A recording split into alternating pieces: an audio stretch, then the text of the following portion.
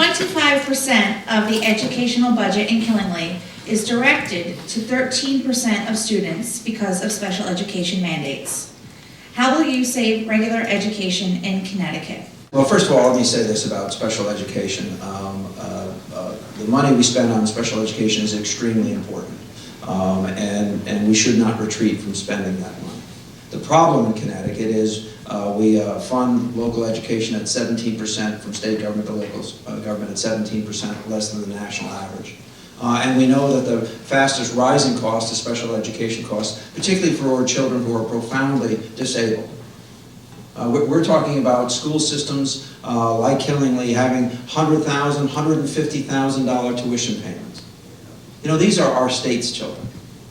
We shouldn't penalize communities because they have more children and they have smaller student bodies. They have more children with those needs. And so we've got to move, and we've moved gradually. When I first became mayor, communities only got reimbursed for expenses beyond 6 times the average cost. Then we got down a little bit lower than that.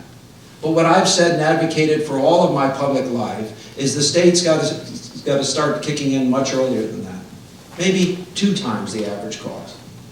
So that small communities and large urban areas, and these are the communities that are particularly hurt when it comes to special education costs, have some level of assistance. And we recognize that raising these children are really a state obligation. But you know, part of that's going to have to be putting our own house in order and making sure that we start to fund education at rates that other states do. And that we build a system that's less dependent on property taxes to pay those costs. So let me ask you, you understand what my background is? 11 years on the Board of Finance, a year on the Board of Education, 14 years as mayor of the city of Stamford. Who do you think is going to fight harder to change the property system in this state than me?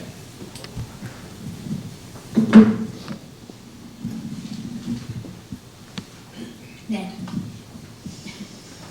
I think I would only add that it's the obligation of the state. You can't leave all those obligations on a town. You can't leave all those obligations on Killingly. If it's worth doing, it's worth paying for, Connecticut. And we're going to honor those kids and make sure that each and every one of them has the best opportunity that they can. And I think that's a state obligation. It's going to be implemented right here in Killingly. It's going to be implemented in your schools. But this is a place where the state's got to step up. If it's worth doing, it's worth paying for. I'd say more broadly, when it comes to mental health in this state, we have to look very carefully, because again, I think we ought to be looking at home health and therapeutic group homes and community-based alternatives, rather than some of the hospitals we have where we sometimes drive these young people at extraordinary expense, and not really in the best interest of those kids. But there's some things, we're a small state, and you look to a governor and you look to the state to take the lead on that. I'd be taking the lead.